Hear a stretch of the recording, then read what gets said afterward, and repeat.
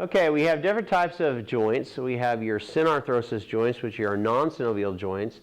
The connective tissue directly connects bone to bone. Okay, so you've got the sternum attaching here to the rib cage. You've got your sacrum into your pubic symphysis. You got connecting right in here to your pelvic girdle.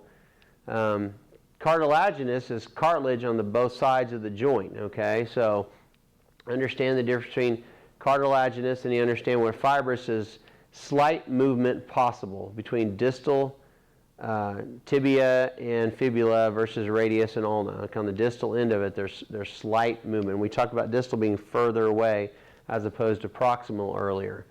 So be familiar with synarthrosis, which is your non-synovial, which is the connective tissue directly connects bone to bone. Diarthrosis is your synovial fluid joints, and the bony ends are free to move in relation to each other. And they are grouped into three categories. So we got uniaxial, biaxial, and triaxial. Okay?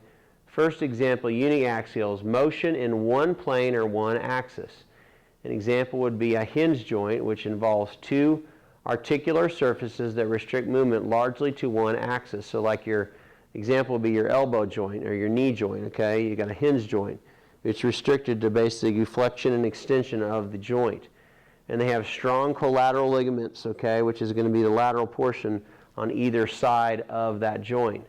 And so we talked about flexion and extension, same thing with the knee. You're not really supposed to pivot and do things like that. This, what you see right here, is pronation and supination. This has to do with the ulna and the radius. This has nothing to do with the actual elbow joint moving here. They still, the origin of the ulna and the radius do not change. They do not pivot like this, okay? So that's why we stay with a hinge joint as an example there. Uniaxial, once again, on a pivot joint. We already talked about that. That was the elbow example I just gave. Okay, biaxial is motion in two planes or two axes, okay?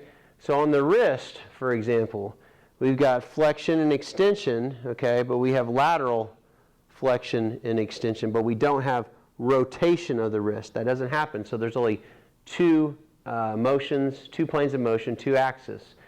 And just right here it says wrist extension and flexion, okay, in the frontal, and then abduction and adduction, which is going to be waving back and forth. So we got this flexion, extension, abduction, adduction, okay. Circumduction is possible by combining the radial ulnar joint and the mid-carpal joint, but the motion is not as free as the ball and socket. So what they're talking about is I can roll my wrist because I'm combining the flexion and extension, abduction and adduction. But once again, I'm still not twisting the wrist. I cannot actually do like a ball and socket like I could with my shoulder, where I could do this, and it actually rotates inside the ball and socket, which brings up our triaxial.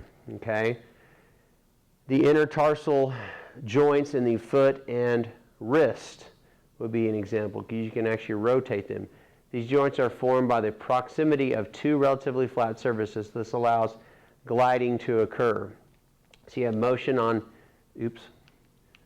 motion in three planes, three axes. Okay.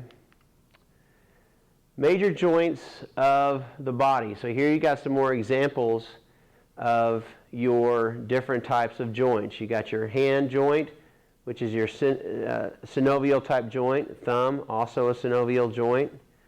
Wrist is a synovial joint. Radial ulnar, synovial, it's your pivot joint.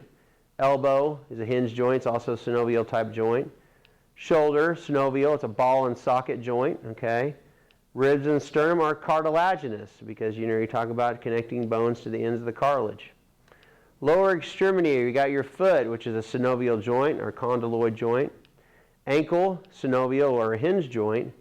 And your tibia and fibula, which are fibrous, okay? Then you have what's going to be in your shins.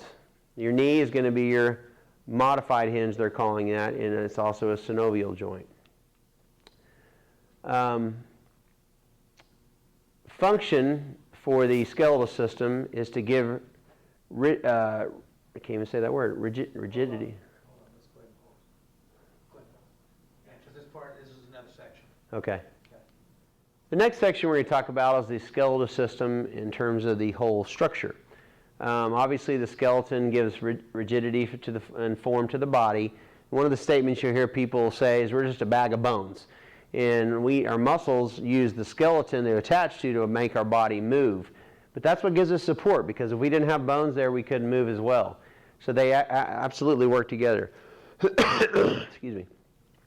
The human skeleton consists of 206 bones and is divided into two parts: your axial skeleton versus your appendicular skeleton.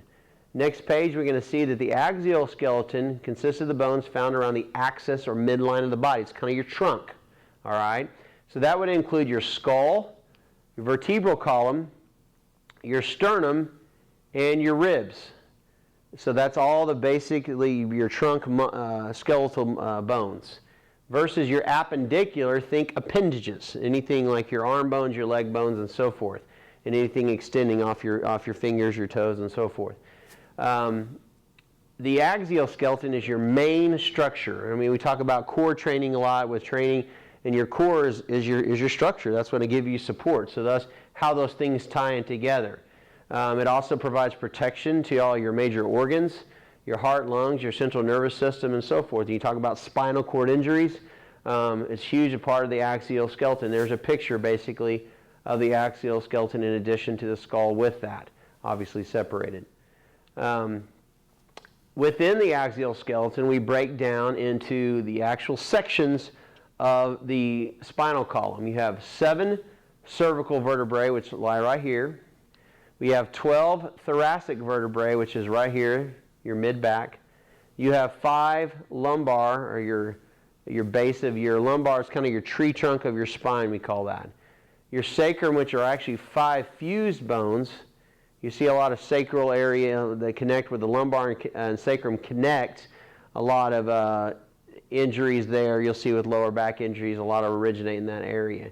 And then your coccyx, which is your tailbone, in other words, and they are fused vertebrae. So be familiar with these 5 sections of the skeletal system in terms of the axial skeleton.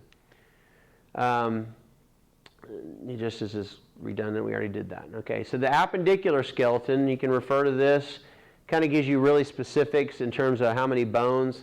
Your phalanges are going to be your fingers and your toes, and then you're talking about your metatarsals versus tarsals in terms of your feet bones and ankle bones, patella, your kneecap, tibia, fibula, which are your arm bones, and so forth. So be familiar with these. These are basically showing your appendicular skeleton.